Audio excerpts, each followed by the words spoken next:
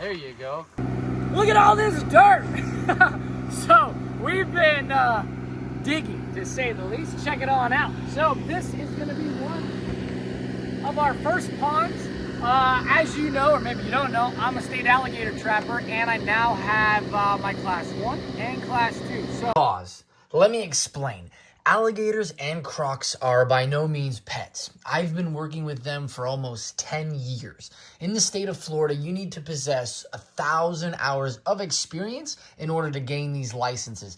Class 2 is for the alligators, and the other species like caiman and a smaller dwarf croc. And the class 1 are for the more dangerous species of crocodilians. Just wanted to clarify that for those who have no idea what I was talking about. I got a little excited, kind of jumped right over the explanation. Carry on. I haven't just been slouching since it's been like, what, 7 months since I put out a video. We've been working really hard. We've got this whole thing laid out. We're going to be building, I think it's 14 enclosures. And we're going to be saving as many alligators as possible and then sending them out to facilities that want them. On top of that, selfishly, getting all of my favorite crocodiles that I've ever wanted since I was like yay big. So this is the first one. I'm going to take another one today, but take a look over here. See that? So we got a new pal in there, and you want to go check him out? Come here. I don't want you to think for a second I'm actually gonna hurt him, but he's really fresh.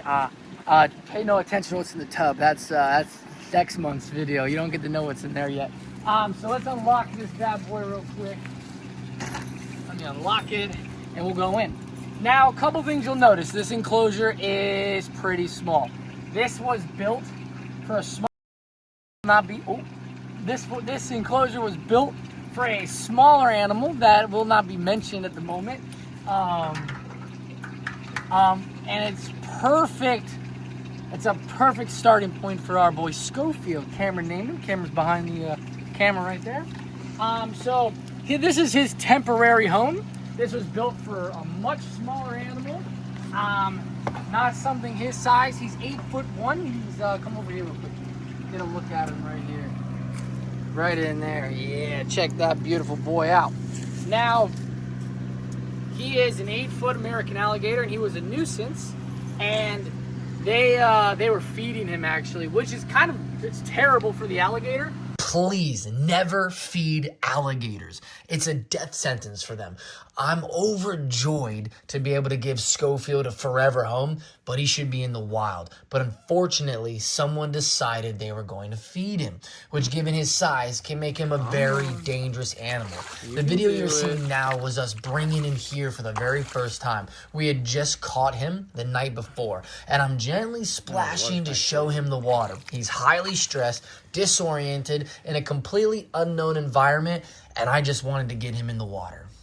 It's terrible for the alligator, but it makes it a little bit more exciting because he might be easier to curb that behavior, and we can train him and work with him.